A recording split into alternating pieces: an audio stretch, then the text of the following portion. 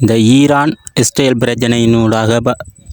ஊடாக ஒரு அதிர்ச்சி ஊட்டுற விஷயம் ஒன்று யாழ்ப்பாணத்தில் நடந்திருக்கு. என்னென்னு பார்த்தீங்கன்னு சொன்னால், யாழ்ப்பாணத்தில் மட்டும் கடந்த 2 நாட்களில் 3,70,000 லிட்டர் அளவில் பெட்ரோல் செட்டுகளில், குறிப்பாக 48 செட்டுகளில், யாழ்ப்பாணத்தில் இருக்கிற செட்டுகளில் 3,70,000 லிட்டர் பெட்ரோல் வியாபாரமாக இருக்குது. அதே நேரம் குறிப்பாக இந்த யாழ்ப்பாணத்துக்கு தேவைப்படுற ஒரு நாளைக்குரிய பெட்ரோல் என்னென்னு பார்த்தா 1,90,000 லிட்டர் பெட்ரோல் அளவு தான் தேவைப்படுகிறது. ஆனால் இந்த ஈரான் இஸ்ரேல் பிரச்சனையை மையமாக வச்சு 2 நாளில் மட்டும் யாழ்ப்பாணத்தில் 3,70,000 அளவு லிட்டர் பெட்ரோல் வியாபாரமாக இருக்குது.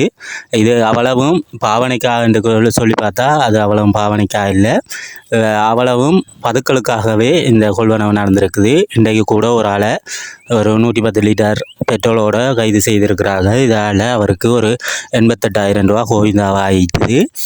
குறிப்பாக இந்த நம்மட சனங்கள் அரசாங்கம் இவ்வளவு தான் வலியுறுத்தி சொன்னாலும், நாட்டில் தேவையான பெட்ரோல் கையிருப்பு இருக்குதுன்னு சொன்னாலும் நம்மட சனங்கள் அது கேட்காது.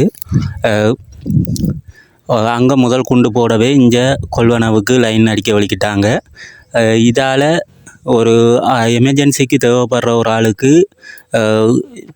குறித்த நேரத்தில் எரிபொருள் இல்லாமல் போய் ஒரு பாரிய இழப்புகளை கூட ஏற்படுத்துகிறதா இருக்கும். எனவே இதெல்லாம் மையமாக வச்சு நம்மளோட சனங்கள் குறிப்பாக வீண் பதட்டம் இல்லாமல் எல்லாருக்கும் எல்லாம் கிடைக்கணும்னு சொல்லி தங்களோட பொறுப்புணர்ந்து செஞ்சால் நல்லாமல் இருக்கும். எப்படி பார்த்தாலும் எப்படி சொன்னாலும் நம்மளோட சனங்கள் விடாயினம்.